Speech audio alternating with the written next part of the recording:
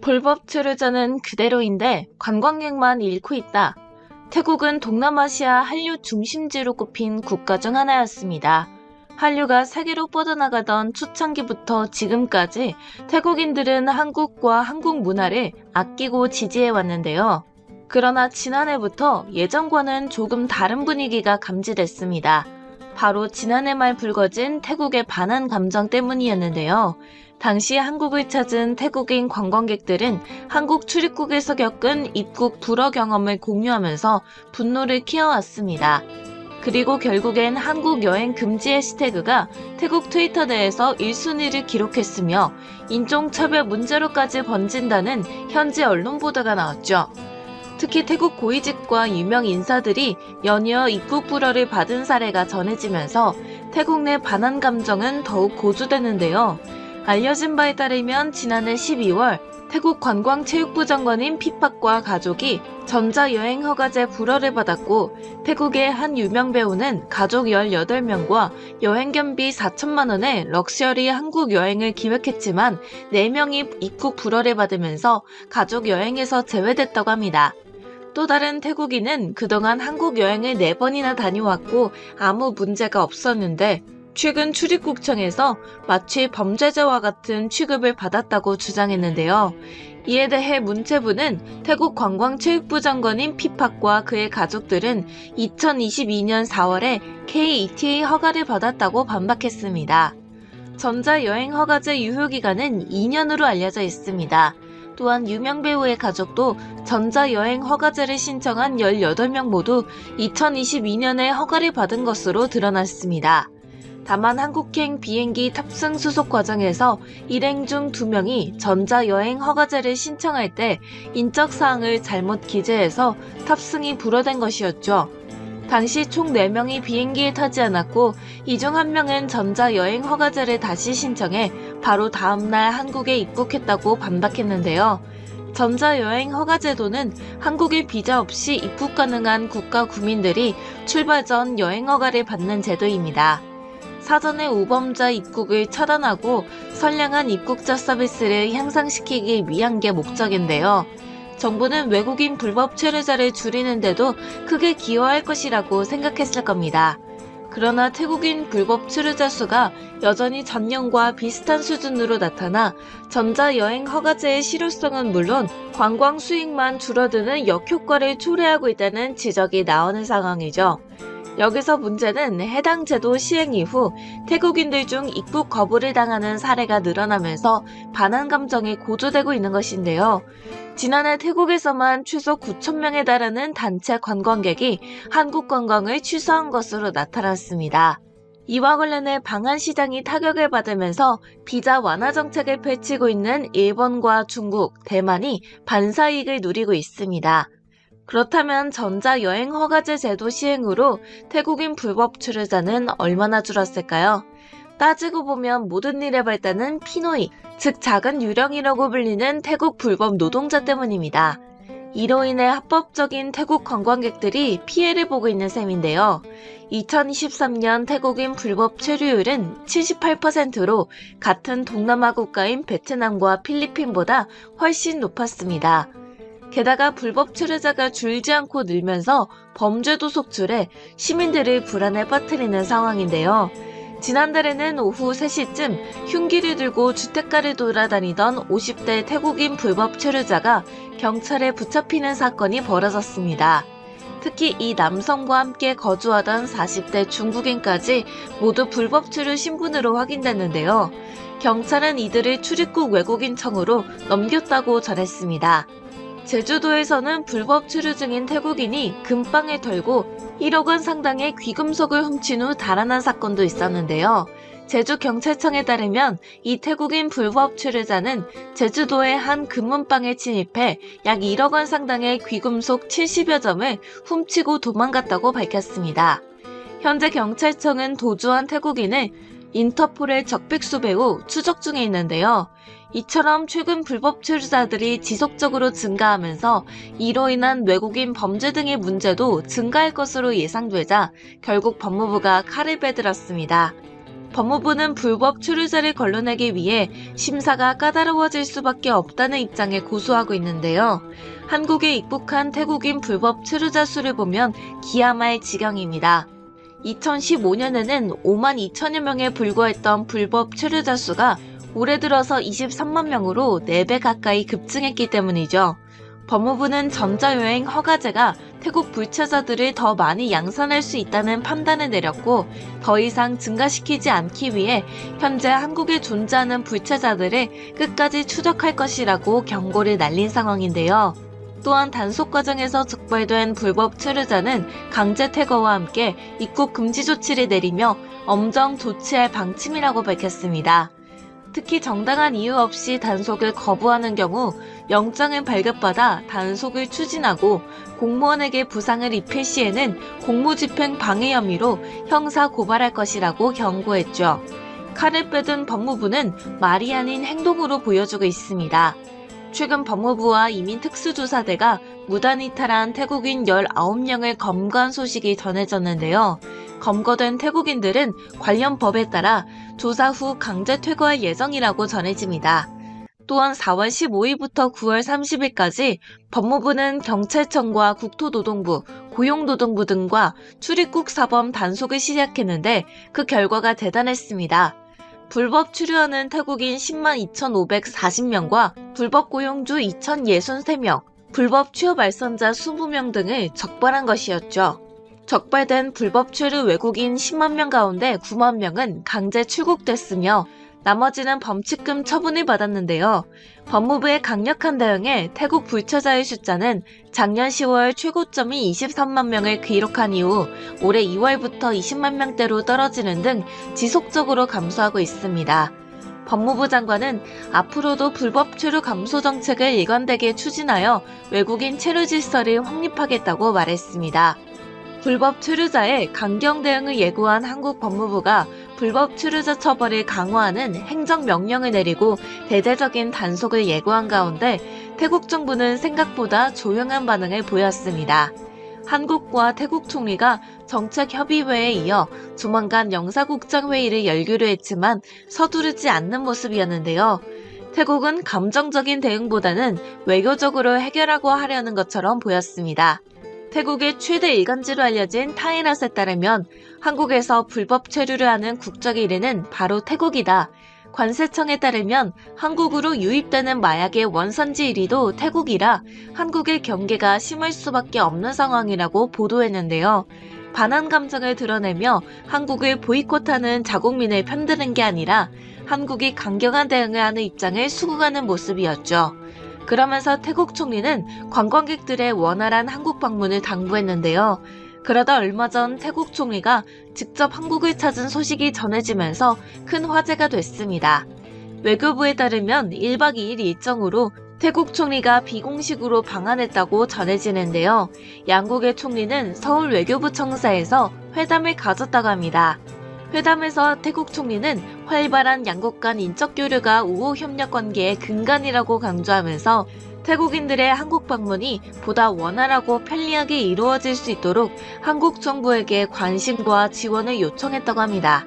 특히 이번 비공식 방한 일정에 태국 총리는 태국 국왕의 72번째 생일을 맞아 발간한 불교 경전 특별판을 한국 측에 전달했다고 합니다. 태국 측은 이 경전을 우호국들에게 전달하고 있으나 첫 전달 대상국으로 한국을 선정한 것으로 알려졌죠. 회담에서는 이번 논란의 근본 원인 중 하나인 태국인의 높은 불법 체류율 문제와 한국 입국 시 대우와 불편 문제를 함께 다뤘다고 전해지는데요. 한국을 달래기 위해 태국 총리가 비공식으로 방한까지 했지만 사실 불법 체류자를 줄일 수 있는 근본적인 정책 개발이 필요해 보이는 시점입니다. 한국 기업 떠날 조짐에 태국이 바짓가랑이를 붙잡고 늘어진다. 최근 한국 기업이 태국으로부터 투자한 금액을 전액 회수한다는 소문이 떠돌면서 태국이 불안에 떨고 있습니다. 알려진 바에 따르면 현대자동차는 태국에 전기차와 배터리 조립 시설을 설립하기 위해 386억에 달하는 금액을 투자할 예정이었는데요. 하지만 한국과의 갈등이 깊어지면서 한국 기업은 등을 돌리고 있습니다. 실제로 지난 4월 태국 현지에 법인을 설립하고 공격적인 투자를 위해 공장 설립에 대한 계획을 밝힌 현대자동차는 아직까지 추가 소식이 없는 상황인데요.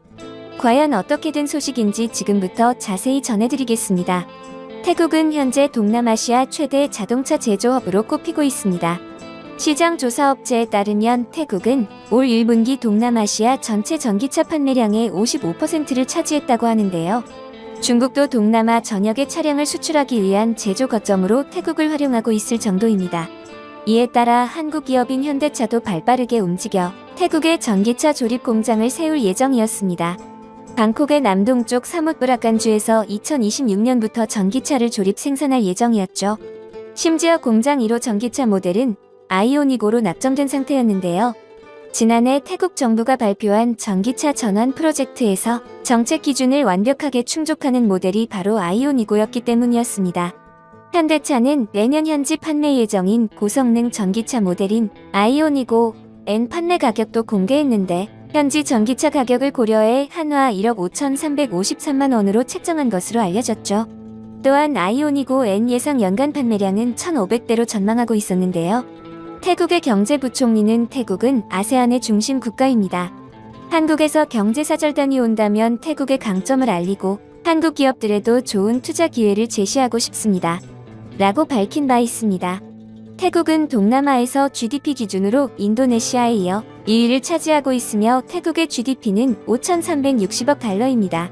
2030년에는 8,800억 달러에 도달할 전망이라고 하는데요. 게다가 태국의 경제활동 인구는 3,800만 명이며 국민의 평균 연령은 42세입니다. 대졸 비중은 30%이고 제조업 기반은 약 20%이죠.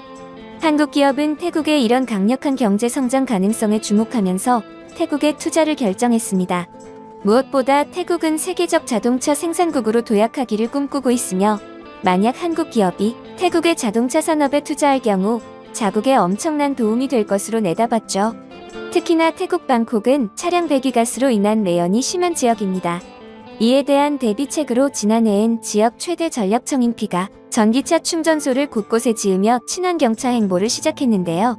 태국 정부에서는 북극의 친환경차로 불리는 현대자동차의 수소차에 지대한 관심이 보이고 있죠. 피가 태국 주요 도시에 수소차 충전시설을 짓고 현대차가 수소차인 넥소 상업 운행을 하면서 태국 기업과 기술 협력을 하는 형태를 구상할 정도였는데요. 태국은 빠르게 발전하는 도시화와 함께 인구 증가로 인한 도시 문제를 겪는 실정이어서 한국형 스마트시티 기술 도입이 시급한 상황입니다. 도시의 교통과 환경, 안전, 편의를 최적화하고 서울과 같은 도시를 구축하는 데 큰 관심을 두고 있는 것이죠. 한편 한국의 주요 제조기업들은 태국에 투자를 하고 글로벌 진출을 위한 기지 확장 차원에서 신규 공장을 건설하려고 했는데요.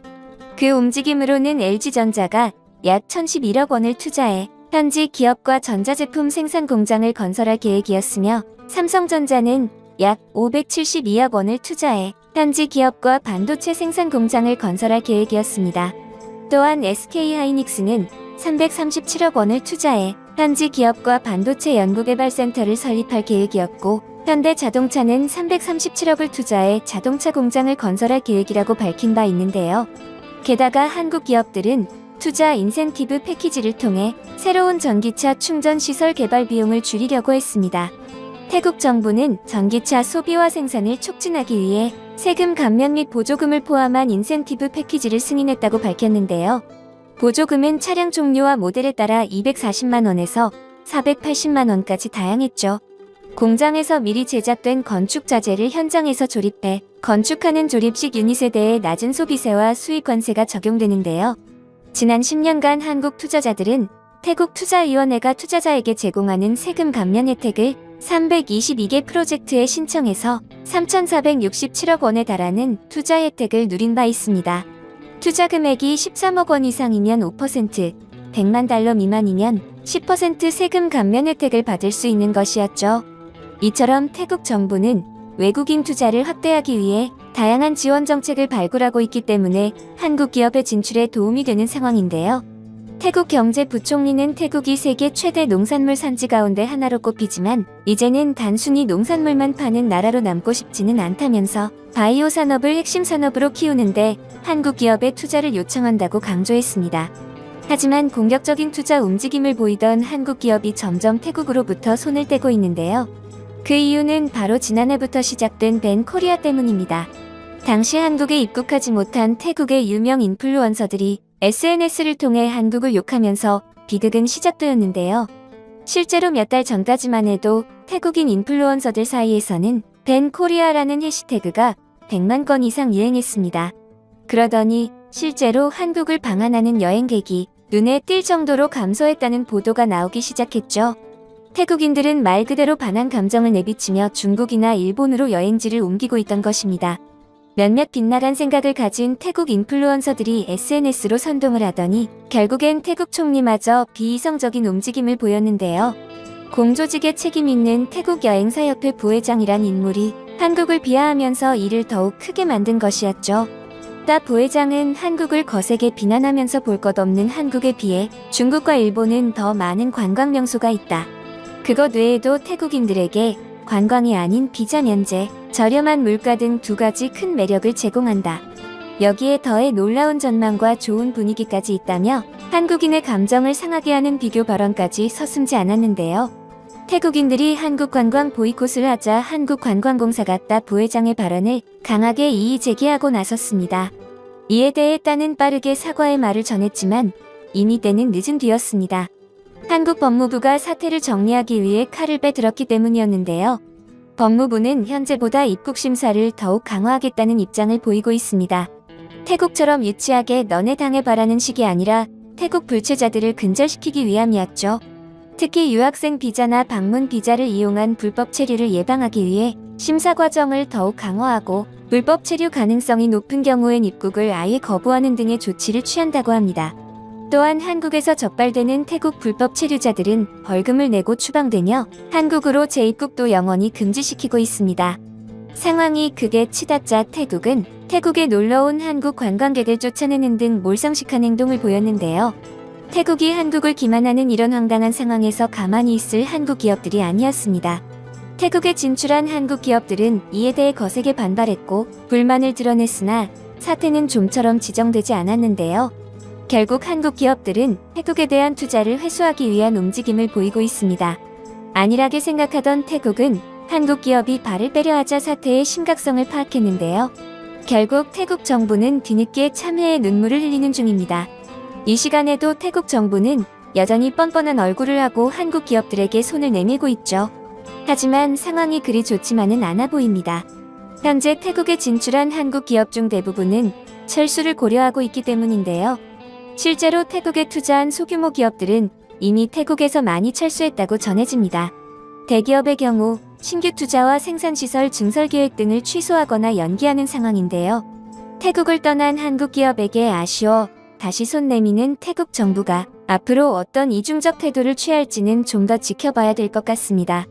이제 태국이 아예 한국인들을 대상으로 유언 비어까지 퍼뜨리며 한국 죽이기에 나섰습니다. 타깃은 한국 관광객인데요. 이로 인해 태국 총리는 한국에게 쓴소리를 하며 중국을 치켜 세웠다는 소식까지 전해지고 있습니다. 과연 어떤 내용인지 좀 더 자세히 전해드리겠습니다. 한국과 태국의 수교기간이 올해로 65주년을 맞았습니다. 이는 한 사람의 평생에 해당할 만큼 긴 시간인데요. 양국은 이 긴 우정을 발판 삼아 문화적 동반자로 선장해 나가야 했으나 지금은 잠시 주춤한 상태입니다. 그 이유는 바로 태국 여행업계 관계자가 한국 관광을 비난하면서 시작된 일이었는데요. 태국 여행협회 부회장은 한국의 관광 명소는 전부 넷플릭스팔이라서 수명도 짧고 볼 것도 없다고 비난했습니다. 그러면서 중국과의 비교까지 서슴지 않았습니다. 그는 한국 여행 비용이 약 117만 원이 드는 반면 중국 여행은 1인당 약 86만 원이 들어서 훨씬 저렴한 편이다. 또 중국은 비자 없이 입국할 수 있는 데다 더 많은 명소가 있다고 중국을 치켜 세웠는데요. 태국인들이 뿔난 이유는 지난해부터 전자여행 허가 제도에 따른 엄격한 심사로 입국 거절 사례가 잇따르면서 반한 감정이 싹튼 것으로 알려집니다. 하지만 한국 법무부가 엄격한 심사를 할 수밖에 없었던 이유는 바로 국내 체류 태국인의 78%가 불법 체류자였기 때문입니다. 여러 국가 중 태국이 압도적인 1위라는 게 법무부의 지적이었죠. 이들 대부분은 돈 벌기 쉬운 마약 거래나 불법 안마소 등 음지 활동을 하는 것으로 알려져 더욱 충격을 주었는데요. 법무부의 지적처럼 태국인 가운데 적지 않은 수가 한국에 무비자 관광객으로 들어와 불법 체류를 하고 있습니다. 특히나 불법 체류자들은 최근 2, 3년 사이 빠르게 늘고 있는 상황인데요.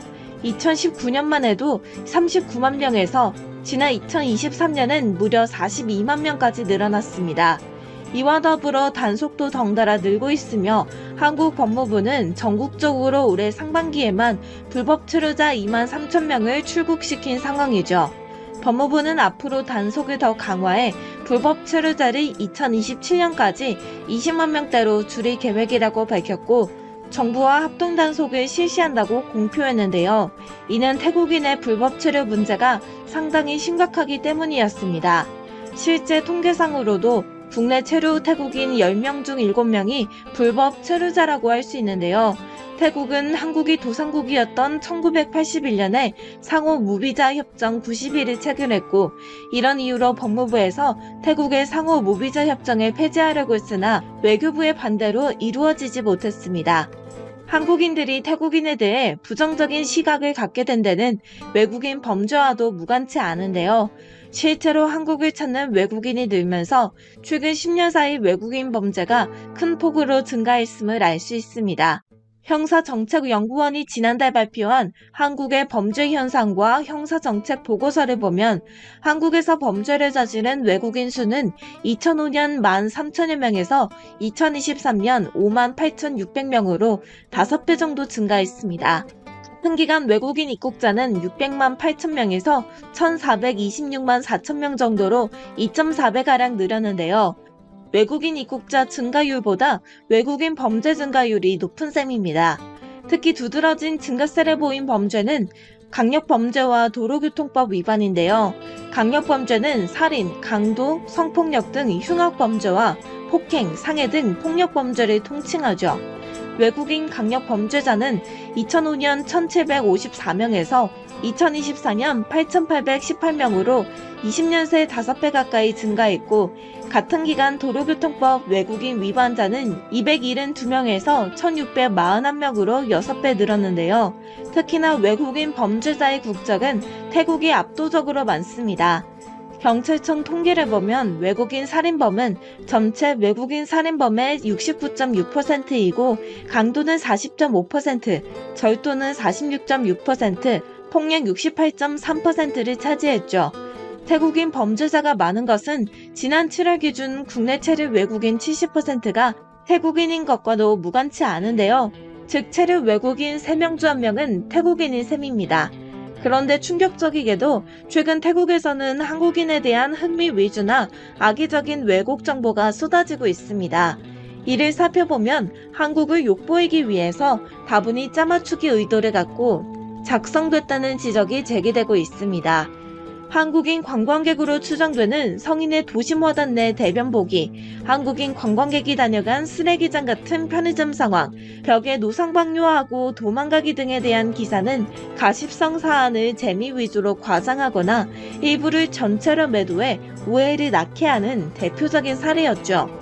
뿐만 아니라 한국 관광객들이 담배꽁초를 아무데나 버리고 가거나 시도 때도 없이 낮술을 마시고 현지인과 싸운다, 고성방가와 노상방뇨를 한다, 팬티 바람으로 거리에 나오는 사람도 많다는 헛소문마저 들리고 있는데요.